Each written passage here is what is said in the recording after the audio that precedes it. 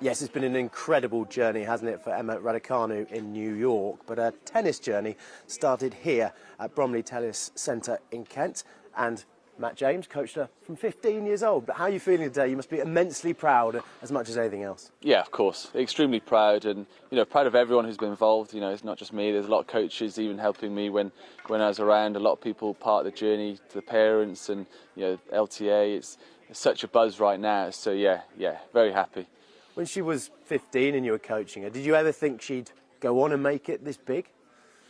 Maybe not this big so soon. We knew there was potential in there, and the LTA had spotted her a long time before I came in, and I got to watch her at Junior Wimbledon quarterfinals, and she actually beat Leila in the second round, and you saw a lot of those qualities back then. The fact that she was fearless on the court, even in the big stage, and on court 18, which is still a lot of people, and at Wimbledon with the hype, and you could see that she was a little bit different and, sort of sticking to a game style when a lot of people might have, tried to put the ball in. So, I think she's blown all of our, dreams really of what she was going to do. Yeah, that smile has lit up New York, hasn't it? She just seemed so relaxed, nothing seemed to bother her. Was that how she was as a teenager as well?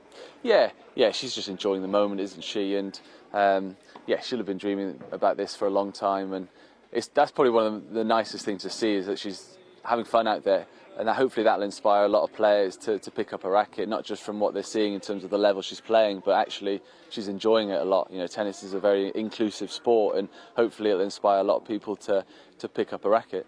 After Wimbledon, there were question marks over her mental toughness. She's answered all of those, hasn't she? This is what she does. She learns from experiences.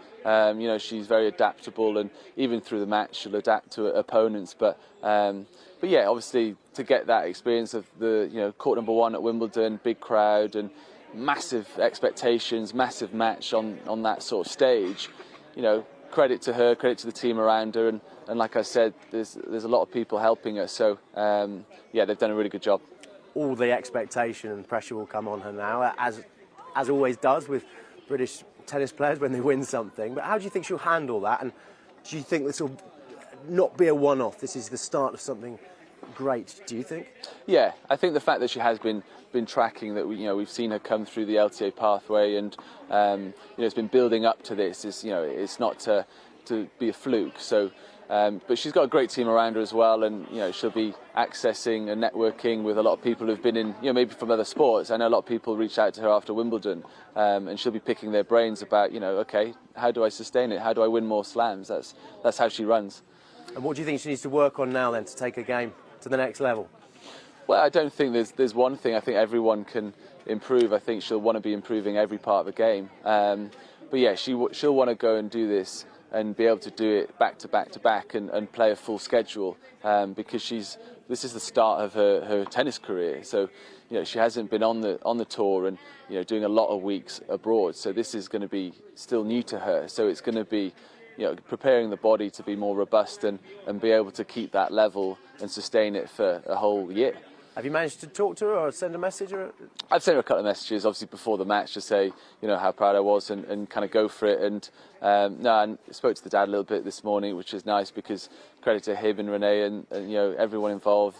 They've done a great job, and they got her involved with not just tennis but other sports at a young age, and you see that kind of coordination come through and that talent and hard work. So it's paid off for all of us. I'd imagine they're celebrating well, aren't they? They will be, hopefully. I know the team was celebrating out in New York last night. I don't think they gave Emma any alcohol, so no rules were broken. Much deserved, Matt. Thank you very much for your time. There's a lot of proud and excited people here today, some young players as well, who will be inspired by what Emma Raducanu has done in New York.